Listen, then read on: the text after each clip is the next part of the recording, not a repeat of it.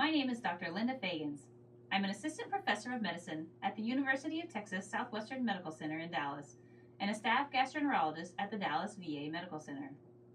I've been asked by the editors of Clinical Gastroenterology and Hepatology to discuss our recent article entitled Low Rate of Post-Polypectomy Bleeding Among Patients Who Continue Thienopyridine Therapy During Colonoscopy. On behalf of my co-authors and myself, I'd like to thank the editors of Clinical Gastroenterology and Hepatology for this opportunity to share our work with you. As gastroenterologists, we are all very familiar with the potential adverse events associated with colonoscopy, specifically bleeding and perforation, and we often spend a good portion of our time explaining these possibilities to our patients. The situation can become even more complicated when patients are taking antiplatelet or anticoagulant therapies, where a decision must be made to either hold this therapy to decrease the risk of bleeding, but at an increased risk of thrombotic events, or to continue the agent and risk bleeding if polypectomy is performed. Moreover, this situation is becoming more common given the high prevalence of coronary artery disease and the widespread use of thienopyridines. To date, the guidelines on how to manage thienopyridines during colonoscopy have largely been based on expert opinion. The risk of post-polypectomy bleeding, while not interrupting the use of thienopyridines like clopidogrel, has, however, been explored in two retrospective studies, one by our group here at the Dallas VA and the other by Singh et al. At the Syracuse VA. In both studies, the rates of post-polypectomy bleeding were found to be low, 2.1% in the Singh study and less than 1% in our study, suggesting that continuing thienopyridines during colonoscopy might be safe.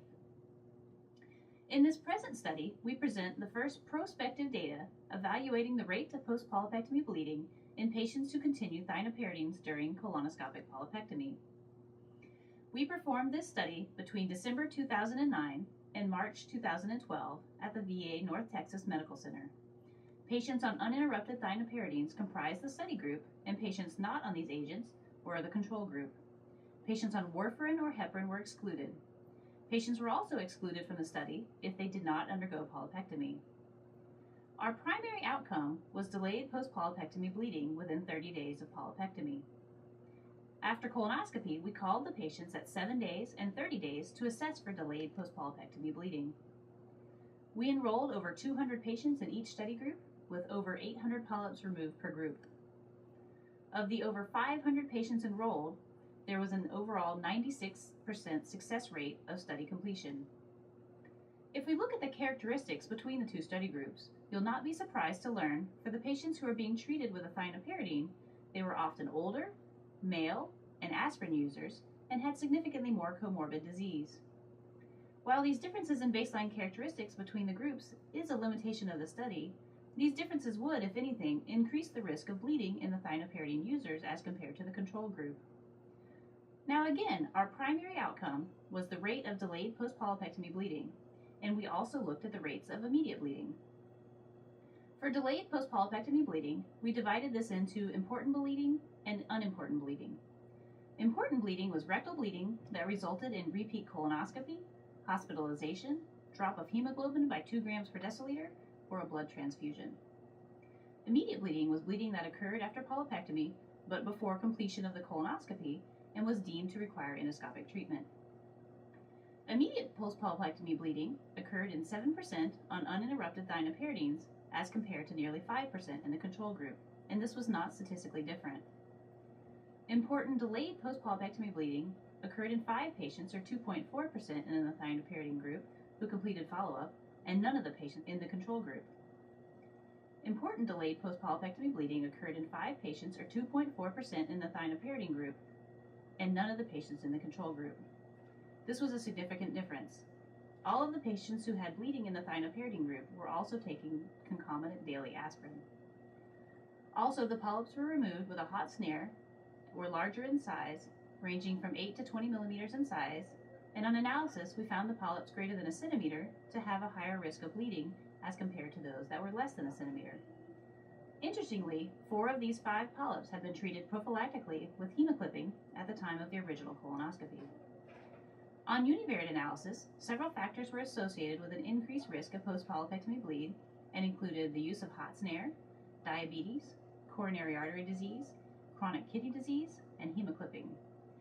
Now, this finding of hemoclipping in this analysis must be interpreted with caution, as hemoclipping was not the focus of this study, and its use was not in any way mandated by the study, and it's likely that endoscopists use clips for more high-risk polyps. In conclusion, we found a rate of 2.4% of important delayed post-polypectomy bleeding in patients continuing thienopyridines during polypectomy. While it's not surprising that the rate of post-polypectomy bleeding in patients on thienopyridines is higher than that of controls, the rate was overall low at 2.4% and must be considered in the context of the risk of stopping these agents, which in some cases can be catastrophic. It should be noted that in our patients who did have bleeding, all were treated with at most a transfusion or a repeat colonoscopy, and none experienced any long-term sequelae due to the bleed. Moreover, the patients at highest risk of post-polypectomy bleeding were those on concomitant aspirin and those with larger polyps. So finally, based on our data, our recommendations would be, for patients scheduled for elective colonoscopy with a possible high-risk procedure such as polypectomy who are taking thienopyridines, we believe that the indication for the thienopyridine should be reviewed, and if the indication is not valid, then the thienopyridine should be stopped. Alternatively, the colonoscopy might be postponed for a time when the thienopyridine treatment is no longer needed. However, for patients who are at high risk for thromboembolic events with thienopyridine cessation, and for whom colonoscopy cannot be delayed reasonably, our data support the decision to continue thienopyridines during colonoscopy. Thank you for your attention.